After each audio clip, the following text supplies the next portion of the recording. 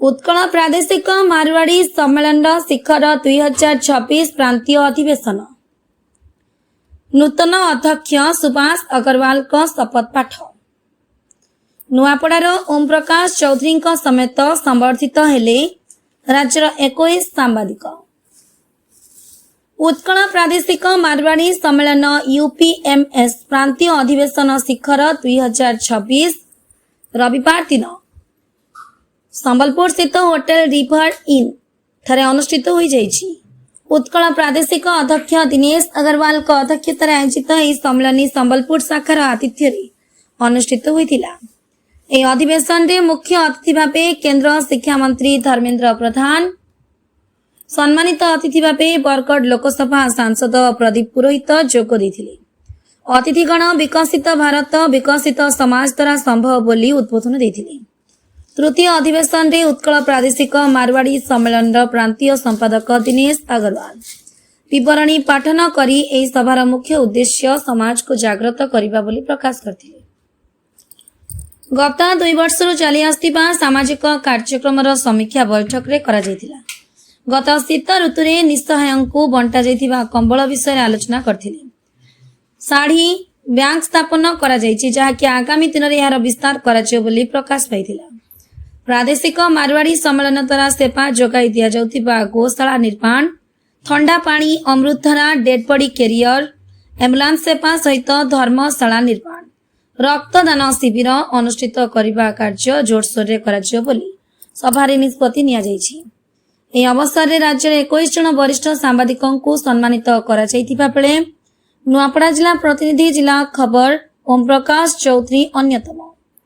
उत्कल प्रादेशिक मारवाड़ी सम्मेलन निर्वाचन अधिकारी श्रवण कुमार अग्रवाल द्वारा नवनिर्वाचित पद अधिकारी नाम घोषणा करा जायतिला। रूपरा रोड निवासी सुभाष अग्रवाल उत्कल प्रादेशिक मारवाड़ी सम्मेलन नूतन अध्यक्ष रूपे शपथ पाठ करथिले। राष्ट्रीय मारवाड़ी सम्मेलन अध्यक्ष पवन गोयंका, पुरुषोत्तम सिंगानिया, पूर्व राष्ट्रीय अध्यक्ष अशोक जालान, मारवाड़ी युवा मंचर सभापति अजय शर्मा, मधु शर्मा, महिला समितिर प्रांतीय अध्यक्ष रीता अग्रवाल, दीपक अग्रवाल, दीनदयाल केडिया सहित नूतन अध्यक्ष तथा पूर्वतन उत्कल प्रादेशिक मारवाड़ी सम्मेलन संपादक रूपरारोट निवासी सुभाष अग्रवाल मंचासीन होइतिबा बेले खड़ियाल नरेश अग्रवाल, दिनेश अग्रवाल, पप्पू तायल, विमल अग्रवाल, रातू अग्रवाल, जूनागढ़ मुकेश अग्रवाल, चंपू अग्रवाल, रूपरारोट उत्कल प्रादेशिक मारवाड़ी सम्मेलन रूपरारोट शाखार सभापति प्रदीप अग्रवाल, संपादक सुमित अग्रवाल, सदस्य धीरेन खेतान, मुकेश अग्रवाल, राजकुमार अग्रवाल, राधेश्याम खेतान, श्यामसुंदर शर्मा, सत्यनारायण जैन, विमल केडिया, सुनील अग्रवाल, विजय कुमार अग्रवाल, सुरेश अग्रवाल,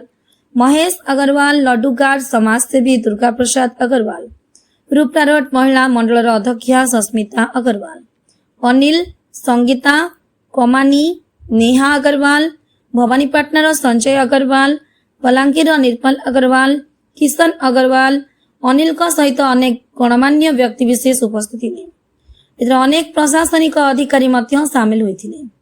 विभिन्न प्रतियोगिता रे सफलता हासिल करिथिबा प्रतियोगी को पुरस्कृत करा जायतिला। विभिन्न सांस्कृतिक कार्यक्रम अनुष्ठित होइतिला।